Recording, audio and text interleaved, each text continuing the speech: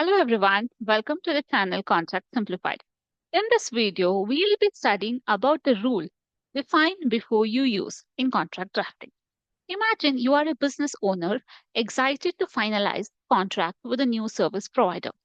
You want them to ensure the system's uptime, and after a few drafts, the clause reads as the service provider shall use its best efforts to maximize the uptime of the system, maintaining it at the highest feasible levels, except during scheduled maintenance.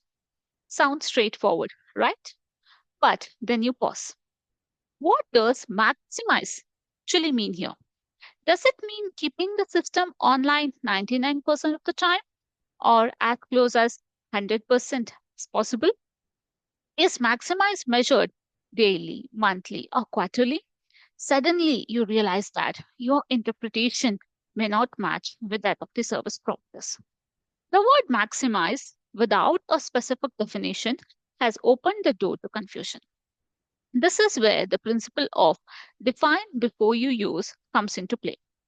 In contract drafting, defining key terms before using them isn't just a preference, it's a necessity. The words and phrases you choose shape not only the obligations of each party, but also the entire relationship. When terms are left open to interpretation, they create room for disputes, and that's the last thing any contract should do. Moving next, let us look at why defining terms matters in contract. Contracts are legally binding, which means every word holds weight. Imagine terms like confidential information or termination date in a contract. Without clear definitions, each party may have a different understanding altogether. Defining terms allows everyone involved to share a mutual understanding, minimizing ambiguity. When definitions are established upfront, it's easier to uphold agreement, especially if it's ever tested in a legal setting. In our initial example, had maximize been defined with a percentage or a specific uptime target, both parties would have concrete goal to reference. This clarity helps prevent disagreements and ensure that expectations are always realistic and enforceable.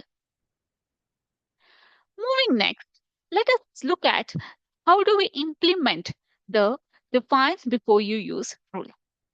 Back to definition section.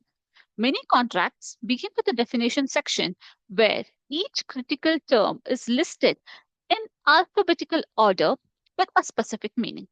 For instance, confidential information might be defined as any information disclosed by one party to other that is not publicly known. This way, the meaning is clear every time the term appears.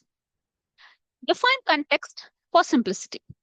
In shorter contracts or where a term is used only once, defining it in the context can be practical. For example, under this agreement, confidential information includes customer data, trade secrets, and any proprietary information disclosed by one party to the other. By doing this, the term's meaning is immediately clear without needing a separate section. Moving next, add interpretation clause, which reads as terms used in this contract shall have the meaning as prescribed to them in this document and shall be understood in their common sense usage unless otherwise defined. Titles and headings in this contract are for reference purpose only and shall not affect the interpretation of the terms or provisions herein. Avoid over-defining common words. Not every word need a definition. Some words carry universally understood meanings. Consistency is key. Once you define a term, use it consistently throughout. This is crucial to avoid potential confusion. For example, if services refers to specific service actions, Stick to the term rather than using variations like work or task. Consistency supports clarity and professionalism. Let's make it very upfront that clear contract is an effective contract. The define before you use rule may seem simple, but fundamental to drafting a strong contract. When terms are well defined, contracts are better suited to handle scrutiny, protect all parties' interests, and lay a solid foundation for a business relationship. By defining terms, you add structure and confidence, making the contract easier to read, understand, and ultimately enforce. Remember, contracts should be like a well lit path, not a puzzle to solve.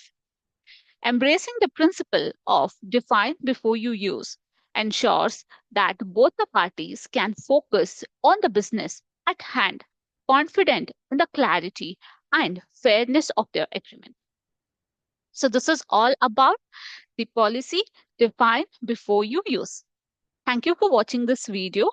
And yes, if you have found this video informative and if you have liked the content, please do not forget to like, share, and subscribe the channel.